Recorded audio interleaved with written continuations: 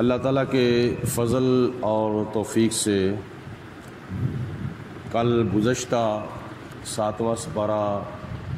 اختتام پذیر ہوا تھا اور آج 8ویں پارے کا آغاز کیا جا رہا ہے، اور صورت انعام چونکہ چل رہی ہے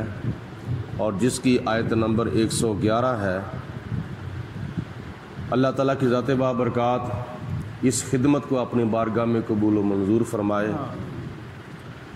اللہ تعالیٰ ارشاد فرماتا ہے، وَلَوْ أَنَّنَا نَزَّلْنَا إِلَيْهِمُ الْمَلَائِكَةَ، اگر ہم ان کے اوپر فرشتے بھی نازل کر دیتے، وَكَلَّمَهُمُ الْمَوْتَى، اور مردے ان سے اگر کلام بھی کرتے،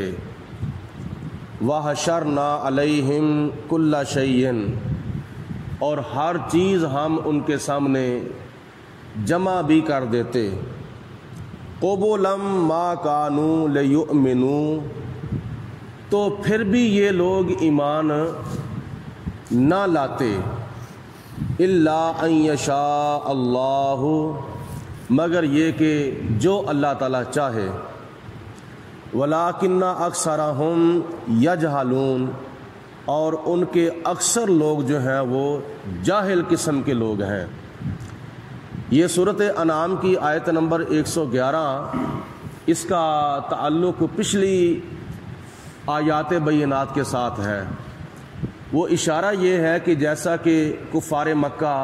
نبی کریم علیہ السلام سے نت نئے معجزات کا مطالبہ کرتے رہتے تھے کہ ہمیں یہ کر کے دکھاؤ، ہمیں وہ کر کے دکھاؤ، ہمیں پہاڑ سونے کا کر کے دکھاؤ، ہمیں خزانے دیں، اگر آپ اللہ کے نبی ہیں تو آپ کھاتے پیتے کیوں ہیں، اور ہمیں آنے والے وقت کی خبریں دیں تاکہ ہم اپنا نفع نقصان سوچ لیں۔ اس طرح کے وہ مطلوبہ معجزات نبی پاک علیہ السلام سے طلب کرتے رہتے تھے۔ تو اللہ تعالیٰ کی ذات بابرکات نے فرمایا، میرے محبوب علیہ السلام، میں ان کے معجزات مطلوبہ جو ہیں وہ فراہم نہیں کروں گا،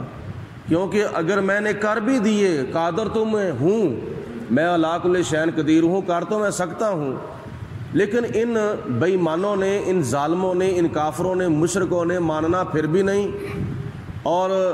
جب انہوں نے ماننا نہیں تو پھر ان کے اوپر میرا عذاب بھی آ سکتا ہے۔ تو اس لیے اللہ تعالیٰ کی ذات بابرکات نے فرمایا، گزشتہ آیت میں انہوں نے نشانیاں مانگی کہ ہمیں فلاں نشانی دکھاؤ، ہمیں فلاں نشانی دکھاؤ، تو پھر ہم مان جائیں گے، ایمان لے آئیں گے۔ اس آیت مبارکہ میں اللہ تعالیٰ نے ان نشانیوں کی تفصیل بیان فرمائی ہے۔ وَلَوْ أَنَّنَا نَزَّلْنَا إِلَيْهِمُ الْمَلَائِكَةَ، اگر ہم آسمان سے فرشتے اتار کر ان کے اوپر یعنی ان کا مطلوبہ معجزہ پورا کر دیتے، فراہم کر دیتے۔ اور دوسری نشانی یہ کہ وَكَلَّمَهُمُ الْمَوْتَى، اور فرشتے مردے جو تھے ان کے ساتھ اگر کلام بھی کرتے، یعنی آسمان سے فرشتے اترتے، وہ اپنی آنکھوں سے دیکھ لیتے، اور جو انہوں نے یہ معجزہ طلب کیا تھا کہ اگر آپ اللہ کے نبی ہیں تو پھر ہمارے جو آباء و اجداد فوت ہو چکے ہیں، مر چکے ہیں، ان کو آپ زندہ کریں، اور وہ زندہ ہو کر وہ گواہی دیں کہ آپ اللہ کے سچے نبی ہیں، تو پھر ہم مان جائیں گے، ورنہ ہم نے آپ کو نہیں ماننا۔ یہ دوسری نشانی۔ اور تیسری نشانی وَحَشَرْنَا عَلَيْهِمْ كُلَّ شَيْءٍ، اگر ہم ان کے اس کے علاوہ اور بھی مطلوبہ معجزات ان کو فراہم کر دیتے، ان کی اور بھی ڈیمانڈیں ہم ان کی پوری کر دیتے، یعنی تمام چیزیں ان کے سامنے ہم جمع کر دیتے، مطلب کہ قبر کا منظر، حشر کا منظر، اور روز ازل میں جو کچھ ہو چکا تھا وہ، اور روز ابد میں جو کچھ ہونے والا ہے وہ، یہ تمام امور غیبیہ ان کے سامنے اگر ہم جمع کر دیتے تو اللہ تعالیٰ فرماتا ہے میرے محبوب علیہ السلام قبولا ما کانوا لیؤمنوا، انہوں نے پھر بھی ایمان نہیں لانا، کیونکہ میں جانتا ہوں جو کچھ انہوں نے آگے مستقبل میں کرنا ہے، تو یہ ایمان نہیں لانے والے۔ ہاں الا ان یشاء اللہ، میں اگر چاہوں تو زبردستی ان کو ایمان لانے پر مجبور کر دوں، کیونکہ میں علی کل شیء قدیر ہوں، میں جو چاہوں کر سکتا ہوں، لیکن میں زبردستی ان کو نہیں منوانا چاہتا، زبردستی جبرن ان کے اوپر میں کیا نام ہے یہ چیز مسلط نہیں کرنا چاہتا، کیونکہ اللہ تعالیٰ کی ذات نے انسان کو پتھروں کی طرح اور درختوں کی طرح بے بس پیدا نہیں کیا۔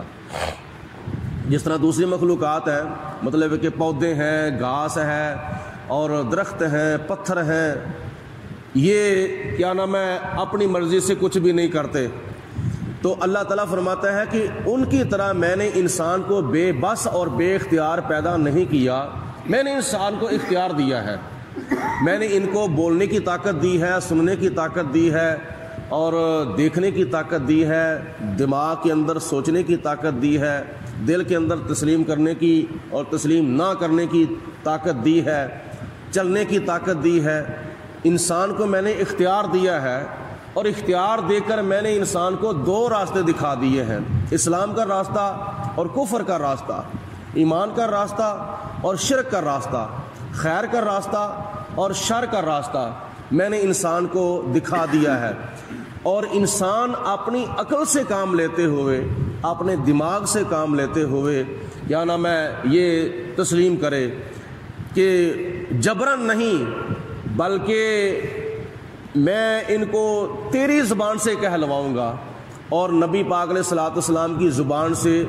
خدا کی ذات بابرکات بولتی ہے۔ اور دوسرے نمبر پر میرا یہ بھی ایک مقصد ہے، ببلو توجہ کرو میری طرف، میں آپ کو اپنا نام ہے درس قرآن دے رہا ہوں، آپ دائیں بائیں توجہ آپ کی بھی اور اوروں کی بھی تقسیم کر رہے ہیں۔ غور فرماؤ کہ میں چاہتا ہوں کہ یہ آپ کی زبان پر اعتبار کریں، اور آپ کی زبان پر اعتبار کریں گے تو پھر میں ان کا ایمان قبول کروں گا۔ تو اللہ تعالیٰ کی ذات بابرکات نے آخر پہ ارشاد فرمایا وَلَٰكِنَّ أَكْثَرَهُمْ يَجْهَلُونَ، اور ان کافروں میں اور ان مشرکوں میں اکثر لوگ جو ہیں وہ جاہل ہیں۔ حالانکہ کافر بڑے بڑے پڑھے لکھے ہوتے تھے، بڑا ان کے پاس علم ہوتا تھا، آج بھی یورپ کے اندر بڑا علم ہے، بڑی تعلیم ہے، بڑی تہذیب ہے، لیکن اگر نبی پاک علیہ الصلوۃ والسلام کے اوپر ایمان لانے سے وہ آری ہیں یا دور ہیں، تو خدا تعالیٰ فرماتا ہے یہ علم والے نہیں بلکہ یہ جاہل ہیں۔ اور کئی لوگ علم والے ہونے کے باوجود، تعلیم یافتہ ہونے کے باوجود، تہذیب یافتہ ہونے کے باوجود، پڑھے لکھے ہونے کے باوجود جاہلوں والا کام کرتے ہیں۔ تو یہ کام کرنا ان کے پڑھے لکھے ہونے کی یا سمجھدار ہونے کی دلیل نہیں ہے۔ انسان جو ہے وہ سمجھدار اپنی باتوں سے اور اپنے کاموں سے معلوم ہوتا ہے۔ تو اس لیے علم تھوڑا ہو لیکن اس کے اوپر عمل ہو تو وہ بھی فائدہ دیتا ہے، اور علم بہت زیادہ ہو اس کے اوپر عمل نہ ہو تو اور لوگ تو اس سے فائدہ حاصل کرتے ہیں لیکن خود فائدہ حاصل نہیں کرتا۔ نبی پاک علیہ الصلوۃ والسلام نے ارشاد فرمایا ہے کہ بے علم یعنی جو کیا نام ہے جو عالم ہے نا اور بے علم وہ دونوں برابر نہیں ہیں۔ بے علم کے پاس تو علم ہے نہیں، وہ عمل کیا کرے گا، لیکن جو عالم ہے، جو علم والا ہے، وہ علم والا ہونے کے باوجود اپنے علم کے اوپر عمل نہیں کر رہا، تو حضور فرماتے ہیں کہ اس کی مثال ایسی ہے جیسے نابینے کے ہاتھ میں چراغ ہوتا ہے، اور اس چراغ کی روشنی سے دوسرے لوگ تو فائدہ حاصل کر رہے ہیں لیکن وہ نبینا خود اس چراغ کی روشنی سے فائدہ حاصل نہیں کر رہا۔ اس لیے ہمیں اپنے علم سے فائدہ حاصل کرنا چاہیے، مطلب یہ کہ علم کے اوپر عمل کرنا چاہیے۔